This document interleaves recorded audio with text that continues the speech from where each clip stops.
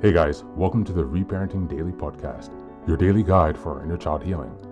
This podcast helps you establish a consistent reparenting routine and is divided into 3 sections.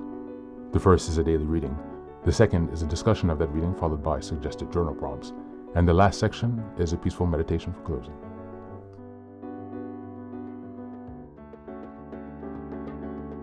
Good morning, good afternoon, and good evening from whenever and wherever you're joining us. I'm so glad that you're here as we continue on this journey of self-expansion and growth. If this is your first time, welcome. Now, before we dive in, I have a few quick reminders. Please like, share, and subscribe to this podcast on Apple Podcasts, Spotify, and YouTube. Your support here helps us spread the word, allowing us to continue to grow this community. Next, I'd like to introduce our Patreon group, where we have 3 weekly meetings. On Sundays, we have a meditation meeting. On Tuesdays, we have book club meeting. And on Thursdays, we have open topic discussions. These meetings take place at 6 p.m. CEST, so Amsterdam, Paris time. For my next announcement, I'd also like to introduce the Reparenting Daily journal, which you can find on Amazon. This journal follows along with the podcast, so each weekly and monthly themes are reflected in the journal. It provides space for you to keep your notes with plenty of extra resources on each topic to be discussed. It's an excellent tool, and if you purchase it, you can join our weekly meetings for free. Just send me an email and we'll get you linked in. For the last announcement, I'd like to introduce one of my most meaningful creative projects, a 3-volume series entitled Fairy Tales for Reparenting. Now, you might be wondering, why fairy tales? Aren't those just for kids? But through my personal healing journey and in studying the work of Carl Jung, Marie-Louise von Franz, and other spiritual and psychological traditions, I've come to see fairy tales as powerful symbolic maps for transformation. They carry deep, timeless wisdom, especially for those of us doing the hard work of reparenting ourselves. The series follows the structure of the hero's journey. Volume 1 explores the wounded child, stories of loss, betrayal, and innocence. Volume 3 is about the trials of endurance, cunning, and self-discovery. And Volume 3 is the return, stories of transformation, power, and wholeness. Each story is followed by journal prompts and space to reflect on how each story connects to your own inner healing journey. These are not just tales, they're tools. They're an invitation to connect with the part of you that still believes in magic and possibility and healing. You'll find both familiar classic and lesser-known stories from cultures around the world, offering you fresh insights and inspiration on your path. All 3 volumes are now available on Amazon. Your support means so much to me, not just for this project, but for the larger mission of helping myself and others reconnect inwardly. Reparenting is like nurturing a bonsai tree. It's not fast, it's not flashy, but with care, patience, and consistency, it will transform you. Thanks so much for being here and for supporting this work, and also for committing on your personal journey of self-expansion. Now, without further ado, let's dive into today's practice. Today's reading is from Positive Psychology. It's an article entitled, What is Emotional Intelligence? Plus 23 Ways to Improve It. This article is quite long, so I'm just going to read a portion of it and I'm going to be skipping around. But you can check out the link in the show notes to read the full article. It's quite detailed, so I recommend to check it out. Positive Psychology is also a great website, and they have a lot of other resources as well there. Just as a reminder, we are now in September, and the theme for this month is emotional intelligence. We're in week 1, which is September 1st until the 7th, and the theme for this week is understanding emotional intelligence. What is emotional intelligence and ways to improve it? We all have days when emotions get the better of us. Passion can cloud our judgment, fear can tyrannize our decisions, and resentment can lead us to do things we regret. But although emotionality has historically been portrayed as a fiery and foolish nemesis of reason and rationality, emotions are fundamental to our ability to function. They motivate us to act, essential to social interactions, and form the bedrock of our felt sense of morality. Emotional intelligence can provide a significant advantage for mastering our emotions.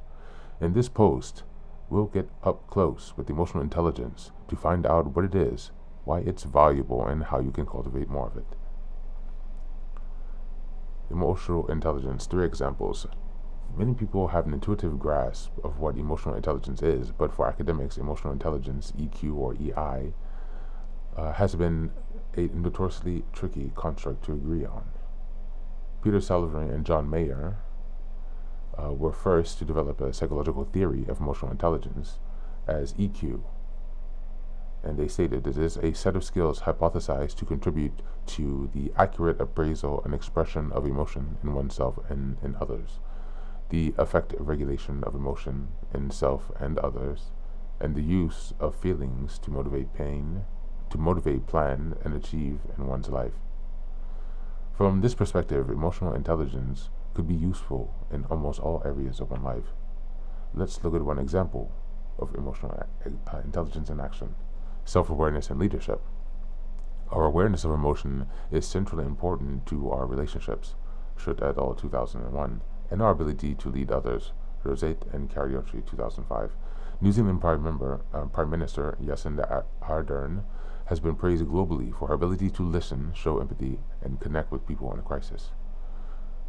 Decision-making psychologist and EQ expert Daniel Goldman 2019 recommends listening to your gut, as bodily intuitions reveal decision rules that the mind gathers unconsciously. In this way, emotional signals from our body provide a sort of intangible wisdom, guiding us towards the right decisions. To support this, Shio and Barrett 2007 found that stock of investors were experiencing more intense emotions and better at discerning between emotions showed better decision-making performance. The researchers suggested that a greater awareness of emotions boosted the investor's ability to manage emotional biases, which ultimately led to better decisions. Stress and mental well-being. Having an awareness of and ability to manage emotions can make us feel more equipped to deal with difficult feelings and situations. Gom, Kozer, and Dusky, 2005, and support greater mental well-being. Emotional intelligence and personality.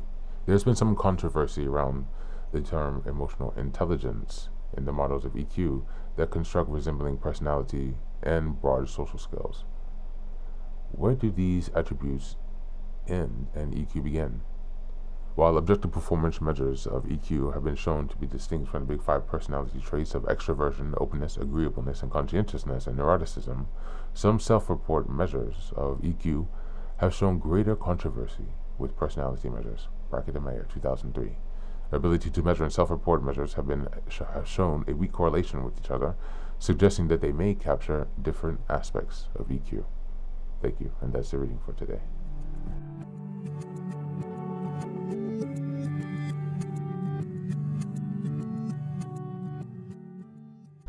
As we dive into the theme of emotional intelligence this month and start off this week with understanding the definitions of what emotional intelligence actually is, today's reading shows us that EQ is not about being nice or sensitive. It's about the ability to understand and manage both our own emotions and the emotions of others. For survivors of childhood trauma, this is a crucial skill because so often our early experiences taught us to either shut our emotions down completely or to be overwhelmed by them. Emotional intelligence gives us a roadmap to reconnect with our feelings without being consumed by them, and to relate to others in ways that build trust and balance instead of chaos. In the context of Week 1's theme, understanding emotional intelligence means seeing it as a set of skills we can strengthen over time. Skills like self-awareness, empathy, and emotional regulation. These aren't traits you either have or you don't. They can be developed, much like reparenting itself. For example, when we learn to pause and name our feelings before reacting, or to listen for the emotions underneath someone else's words, we're practicing EQ. This is the word at the heart of our healing because it gives us our agency back. We no longer are at the mercy of our triggers. We become capable of using emotions as information rather than threats. As we go into the journal prompts today, number 1, when I think about emotional intelligence, what of the 4 core skills, self-awareness, using emotions, understanding emotions, or regulating emotions, feels most difficult for me, and why? Number 2, how did my childhood environment shape the way I express or suppress my emotions today? And number 3, in what situations this week can I practice slowing down, noticing my emotions, and choosing a more intentional response?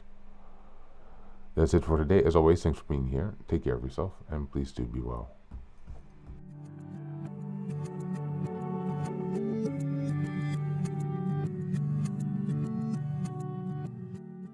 Welcome back, welcome back. Now, this is the third and final section of the daily podcast.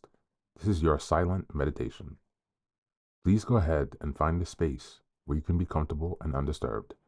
where you can relax and spend some time with yourself for this 10-minute silent meditation. You can choose to be sitting, standing, lying down, or in whatever position makes you comfortable today. Take a moment to simply be with yourself. Focus on your breath and gently connect with each part of your body.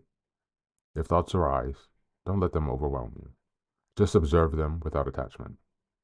Imagine them as leaves drifting down atop a river, passing by without needing your engagement. Stay present, grounded, and open to this moment, no matter what time you are listening and practicing this meditation. Namaste.